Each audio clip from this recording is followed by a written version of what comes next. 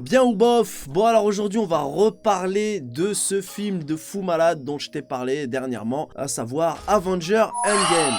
Donc là je sors de la salle, c'est la deuxième fois que je vais le voir et là cette fois j'ai pu bien analyser pour venir t'expliquer 2-3 choses. Eh ouais ma gueule, tu te doutes bien que je pouvais pas en rester là parce que à part dire que le film était lourd, je pouvais pas dire grand chose sans spoiler. Un film comme celui-ci, tu peux pas en parler sans spoiler. J'aurais pu faire comme tout le monde, spoiler à partir de tant de minutes, mais non. Moi je suis un relou, je me prends la tête, je me pose tellement de questions que j'ai beaucoup trop de choses à dire, donc j'ai préféré attendre et faire une vidéo consacrée à ça. Et encore, j'ai tellement de choses à dire, je me prends tellement la tête que je vais même pas tout te dire là dans cette vidéo parce que sinon tu vas pas suivre, ça va être trop compliqué parce que tu sais poto, quand tu mets des bails de remonter dans le temps, quand tu mets des bails de machine à remonter le temps, bah c'est la porte ouverte à toutes les fenêtres hein, avec ces genres de bails là, tu vois. Bon alors la première fois que je suis allé voir ce film, j'ai kiffé, j'ai même surkiffé, ça tu le sais déjà, mais je me posais pas mal de questions. Alors soit j'avais pas compris, soit c'était incohérent, il y a des choses que je comprenais pas, je pouvais pas en parler, mais maintenant que j'y suis allé une seconde fois, il y a déjà un peu moins de zone d'ombre, mais il en reste quand même. Alors déjà pour commencer, quand je l'ai vu la première fois, je me disais mais Tony Stark il se prend la tête, même Banner il se prend la tête pour fabriquer le moyen de remonter dans le temps, Tony Stark qui ramène un GPS temporel, je sais pas quoi et tout. Il leur fallait aussi un liquide que le daron de la guêpe avait fait, le daron qui est joué par Michael Douglas, que je kiffe au passage. Et donc la fille de Thanos lui avait donné une fiole avec ce fameux liquide, mais par contre pour moi après le premier visionnage, Thanos était allé dans le futur mais sans machine.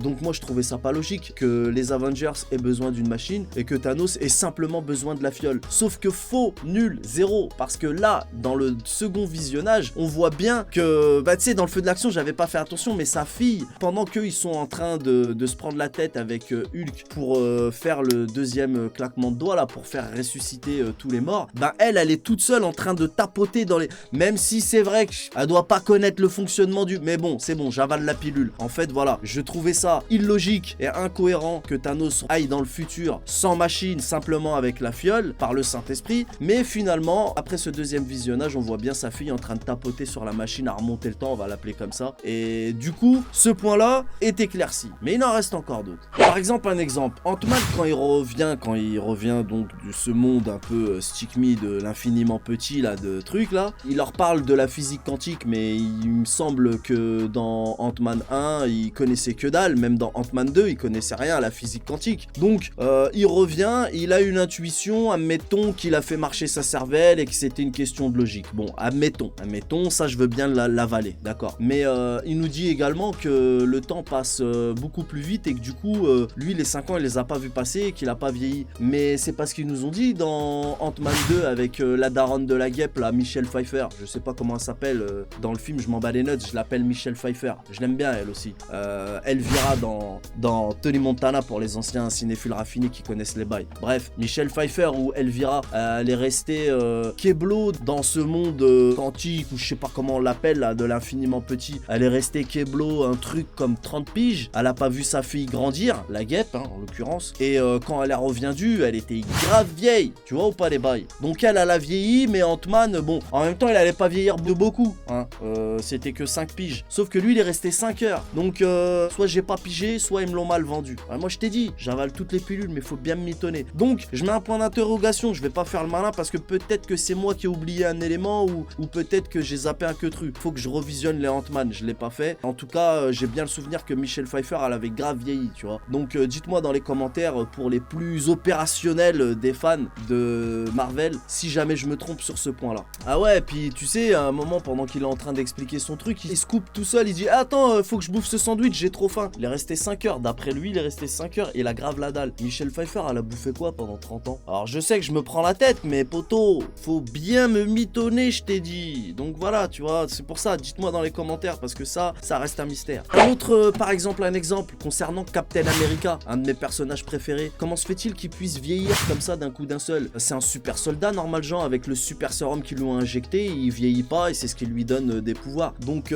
c'est pas une incohérence pour le coup, là c'est plus un truc dont ils ont préféré ne pas parler parce qu'il a peut-être pris quelque chose qui a bloqué ses pouvoirs et qu'il l'a donc laissé vieillir comme tout le monde, mais ça voudrait dire qu'il a plus de pouvoir. Et puis concernant cette histoire d'amour, alors moi je veux bien, je suis moi-même fleur bleue, les histoires d'amour je comprends, je veux bien, mais il y a un moment donné tu tournes la page quand même, d'autant plus que dans le soldat d'hiver, si je ne m'amuse, la jolie blonde qui était sa voisine, qui en fait travaillait pour le Shield, qui le surveillait, en plus elle est grave fraîche, déjà il l'a pécho, il l'a guélant, tu te rappelles, il l'a guélant, il l'a pécho, parce que lui c'est un mec bien, il aurait pu pécho v'là les meufs, il a rien fait, elle il l'a guélant, ça veut dire elle lui plaisait, et en plus le pire c'est que c'est la nièce de sa meuf, donc non, surtout qu'en plus elle est pas terrible sa meuf, vraiment elle est pas terrible, je veux pas critiquer, mais sa voisine là, la de blond, elle était 1000 fois mieux, donc tu fais chier, hein, tu fais chier parce que t'aurais pu rester avec la de blond, t'as commencé à la pécho, hein, je t'ai rien demandé, tu l'as pécho, et en plus t'aurais pu rester avec nous et tout, donc non, moi ça me fait chier, c'est un de mes persos,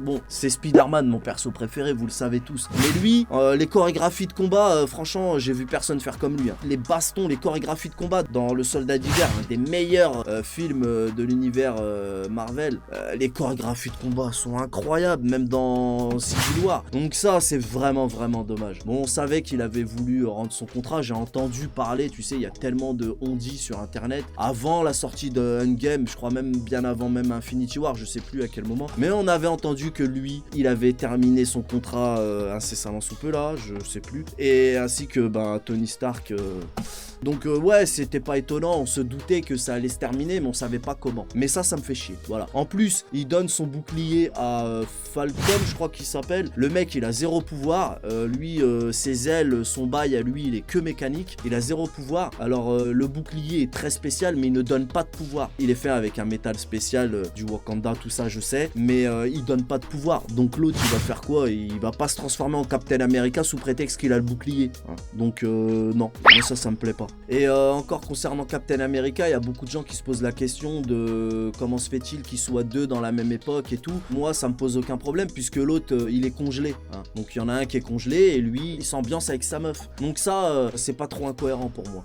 Un autre par exemple, un exemple, Iron Man, il fait une petite pirouette et il arrache les pierres d'infinité à Thanos comme ça, d'un coup d'un seul, et il a pas de gants en plus, juste il les prend, il les met dans son armure normale. Ok, d'accord, pourquoi tu l'as pas fait avant ma gueule? Pourquoi tu l'as pas fait avant? T'as eu l'occasion de le faire, hein. Ils sont chiffonnés, il a eu l'occasion de le faire avant, pourquoi il l'a pas fait avant? Et sans gants en plus, genre le mec il a pas besoin de gants. Ok, non, une petite pirouette et je t'arrache les pierres comme ça d'un coup d'un seul, avec une pirouette, non, moi ça, j'ai du mal à le comprendre ma gueule, donc ça c'est pas très cool, c'est pas très bien. Par exemple, un exemple, Hulk, ils ont déconné avec Hulk, ah ouais non, ça m'a grave fait chier. Hulk c'est une bête déchaînée, complètement imprévisible, des films en film il a commencé à géchant, ça je suis pas corda, donc évidemment ils nous ont pas expliqué comment il a fait, le mec ça fait perpète qu'il essaye de gérer son autre moi, tu sais, quand il s'énerve et quand il est normal, c'est comme s'il était malade, il essayait de se guérir, et là on nous explique pas comment il a fait pour gérer les bails. Ok, c'est pas grave, c'est pas parce que t'expliques pas que c'est incohérent,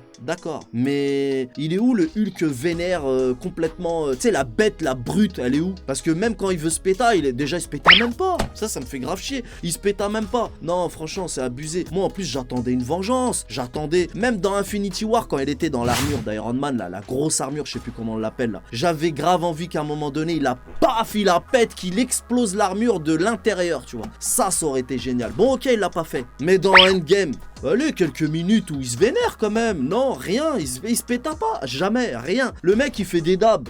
Arrête poto, elle est où la brute? Déjà tu nous expliques pas comment il a fait pour dompter la bête, on va appeler ça comme ça, tu nous expliques pas, ok c'est pas incohérent, c'est juste tu nous expliques pas. Mais en plus il se pète à hap, donc en fait il sert plus à rien, juste il est moche. Et il fait des dabs en plus. Non poto, là non, là, faux, nul, zéro, ça je valide pas du tout. Donc voilà, c'est à peu près tout ce que je voulais dire concernant les incohérences et les choses qui ne m'ont pas plu. Mais j'ai d'autres choses à dire, cette fois ça serait des choses que le film ne nous dit pas, des choses que je suppose, voilà. Bon, déjà, ceux qui n'ont pas compris, c'est bien Banner quand il claque des doigts qui sauve toutes les personnes qui étaient mortes la première fois. Donc c'est lui qui délivre tout le monde, ça c'est clair, et ça lui a même coûté un bras. Et d'ailleurs, ça me rappelle que Thanos, quand il démonte, quand il le tue là, qu'il le décapite là, Thor il le décapite avec le Stormbreaker dès le début du film, c'est parce qu'il faut pas oublier que Thanos il était complètement diminué. Ah ouais, parce que claquer des doigts avec le gant là de l'infinité là, ça fatigue, enfin ça tue, parce que ça a tué Iron Man, et ça a coûté un bras à Hulk. Donc faut pas oublier que Thanos il l'a fait 2 fois, ça prouve bien que c'est un des personnages les plus forts et les plus puissants de l'univers Marvel, tu vois. Donc voilà, c'était juste pour préciser ça, que c'est bien Hulk qui a sauvé tout le monde, pour ceux qui n'auraient pas capté, et que ça explique aussi pourquoi Thanos est mort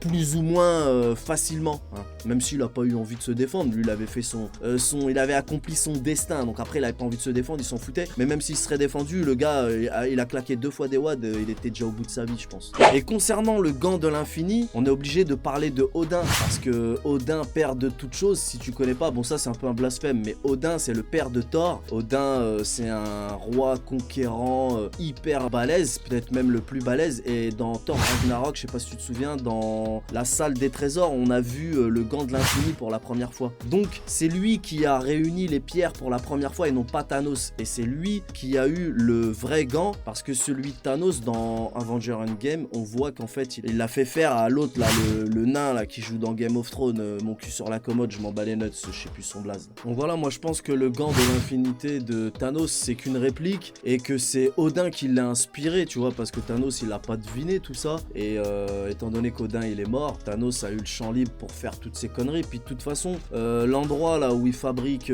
la hache, les gants, tout ça, c'est que pour les dieux d'Asgard. De toute façon Asgard baigne dans la magie des pierres de l'infini, si tu regardes bien, même rien que le Bifrost et tout, c'est un peu comme une des pierres, tu vois, c'est un truc qui est propre à Asgard je pense. Du coup si Odin il était pas mort, il aurait écrabouillé, il aurait écrasé Thanos. Et d'ailleurs on le voit bien dans Infinity War, quand Thor il se pointe avec le Stormbreaker là, la nouvelle hache là, il arrive, il lui met bam, il lui met là comme ça, très facilement il l'a eu, et même que Thanos il lui a dit t'aurais dû me couper la tête. Du coup Thanos il a eu le temps de claquer des wads, c'est pour ça qu'il a eu beaucoup de regrets, et il aurait pu le tuer. Mais ce que je comprends pas, aussi une autre incohérence, du coup je reviens sur les incohérences, ce que je comprends pas c'est que à la fin de Endgame, quand il y a la bataille finale, il a le Stormbreaker et il arrive pas à le démonter, alors que dans Infinity War il s'est juste trompé, enfin il aurait pu lui couper la tête, même Thanos le dit. Ou alors c'est parce c'est devenu un gros porc, je sais pas.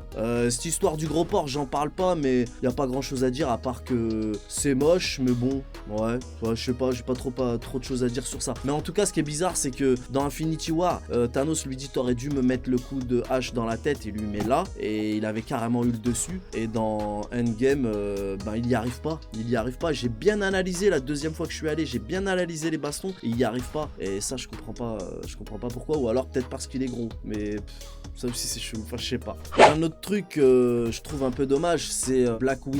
Bon, je préfère l'appeler Black Widow parce que Natasha Romanoff, ça me fait penser à l'autre connasse de Anne Romanoff, et elle je la kiffe, elle est trop fraîche, vous-même vous savez. En plus certains pensent qu'elle a pas de pouvoir, mais son pouvoir caché c'est d'être super belle, ça je vous l'ai déjà dit. Donc voilà, sa mort m'a fait de la peine, et il y a beaucoup de gens qui trouvent qu'elle a pas été honorée, elle a pas eu d'enterrement, tout ça, mais en vrai de vrai, ma théorie c'est que quand Hulk a claqué des doigts pour ressusciter tout le monde, et moi je pense qu'il lui a parlé. À un moment donné il a dit j'ai fait tout ce que j'ai pu pour la faire revenir, au même titre que Thanos quand il a claqué des doigts la première fois pour quand il a gagné, quand il a tué la moitié de l'univers, il a parlé à sa fille Gamora. Donc voilà, Hulk confirme bien ma théorie, hein, ça reste une théorie, qu'il a parlé à Natasha quand il a claqué des doigts. Ce qui voudrait donc dire que Tony aussi a parlé à Natasha. Et ouais, Tony aussi il lui a parlé quand il a claqué des doigts à la fin du film, quand il meurt, et du coup il lui a sûrement dit que le plan a fonctionné, il a dû la rassurer et tout, comme quoi que tout le monde avait été sauvé. Mais moi je pense qu'elle reviendra. Pourquoi? Parce que sur Vormir là, le mec là, comment il s'appelle là sur la planète là, Vormir, le crâne rouge là, Red Skull je crois qu'il s'appelle, et lui à un moment donné il a dit une âme pour une âme. Ah, il a pas dit que ça marchait que dans un sens, une âme pour une âme. Et maintenant que Captain America il est reparti dans le passé pour remettre les pierres à leur place, déjà d'une, quand il a vu le crâne rouge, quand il a vu sa gueule, il a dû péter un câble, il a dit ah t'es là toi enfoiré, parce que c'était son premier méchant là dans le premier Captain America. Il a dû lui dire ah t'es là toi enfoiré. Soit ils se sont pétasse, soit je sais pas ce qui s'est passé, mais à ce moment-là, une âme pour une âme, moi je pense que c'est possible que ça marche dans l'autre sens. Donc elle aurait très bien pu revenir avec lui, avec Captain America, donc il l'a peut-être sauvé pour le coup. Et une autre théorie concernant Red Skull, quand Thanos a claqué des doigts pour la deuxième fois et qu'il a éclaté les pierres, peut-être qu'il a délivré le crâne rouge de cette malédiction, puisqu'il était obligé de garder la pierre de l'âme, la pierre de l'âme pour l'éternité. Donc quand il a détruit les pierres, peut-être qu'il l'a délivré et qu'il est reparti faire le super vilain avec 3 fois plus de pouvoir qu'avant. C'est possible, oui, c'est possible. En plus c'est un personnage important dans l'univers Marvel, le crâne rouge, donc bon, voilà. Après Black Widow, ben moi je serais content de la revoir. Moi je trouve que c'est totalement probable que Captain America l'ait délivré. Je sais pas, on verra. En tout cas, j'ai entendu dire qu'il allait avoir une série sur son personnage sur la plateforme Disney+. C'est une plateforme comme Netflix qui va faire son apparition en France aux alentours des fêtes, si j'ai bien compris. Donc voilà, on en saura plus dans peu de temps, je pense. Ah ouais, je viens de me souvenir d'un autre truc que j'ai trouvé grave incohérent. Par exemple, un exemple, avant qu'ils partent tous dans la machine à remonter le temps, là, quand ils font leur voyage, là, tous, là. Il y a le raton laveur, il laisse son vaisseau à Black Widow et l'autre, là, à Wakei, je sais pas comment il s'appelle, là, avec ses fléchettes. Ils prennent le vaisseau. Mais comment se ferait-ce que eux, ils ont besoin d'un vaisseau pour aller sur Vormir, et puis Thor et le raton laveur, ils ont pas besoin de vaisseau eux, pour aller sur Asgard. Comment se ferait-ce? Alors les autres, ils vont à New York, l'autre, il va là-bas, l'autre, il va sur Asgard, normal. Par contre, Black Widow et le mec avec ses fléchettes, eux, ils ont besoin d'un vaisseau. Ça, c'est chelou quand même. Et puis Thor, quand il est sur Asgard, avant de partir avec le raton laveur, avant de rentrer au bercail, il tend la main, il prend son marteau. Comment il fait l'autre Thor sans marteau? Donc il laisse l'autre en galère. Ah, c'est stick me ça. Et quand Captain America, elle a soulevé le marteau de Thor, justement. Waouh, comment j'ai kiffé, poteau. Il y a des gens dans la salle, ils sont montés en l'air, je te rappelle. Et tu sais quoi? Avec la musique, tout ça, quand il prend le marteau avec son bouclier et que tout le monde arrive avec la musique, quand il sonne la charge. C'est quoi, même la deuxième fois que je l'ai vu, ça m'a fait le même effet, poto. C'est un truc de ouf. Et je sais pas si tu te rappelles je crois que c'est dans l'ère d'Ultron, quand il joue à essayer de soulever le marteau, justement. Personne n'y arrive, mais Steve Rogers, il arrive à le bouger un tout petit peu, et Thor, il était kécho. Et là, il lui dit dans Endgame, quand il voit qu'il arrive à le porter, il lui dit j'étais sûr que tu en étais digne. Et justement, son père à Thor, comment il s'appelle son père, je t'ai dit tout à l'heure, Odin, lui avait dit dans le premier Thor que celui qui était capable de soulever Mjolnir, je sais plus comment il s'appelle, le marteau, et ben héritait des pouvoirs de Thor. Donc c'est pour ça que Captain America, non seulement il soulève le tomar, mais en plus il envoie des éclairs, ma gueule. Donc voilà, ce film, c'est une dinguerie malgré tous ces points que je vais évoquer. C'est malgré les 3 heures, il y a beaucoup d'informations et à la fois pas mal de zones d'ombre. Mais c'est malin parce que ça va permettre aux fans de spéculer sur un tas de théories. C'est pour moi le meilleur film de super-héros, hein, comme je l'ai déjà dit. Un film fort en émotion, audacieux et qui va marquer les générations à venir, j'en suis certain. Je vais m'arrêter là pour aujourd'hui, poto, parce que si je continue à me prendre la tête, tu vas perdre la boule, ma gueule. Donc je vais te rendre ouf. Je vais m'arrêter là pour aujourd'hui. Je te donne rendez-vous très prochainement pour un nouveau débrief film. On connaît les bails. Salut!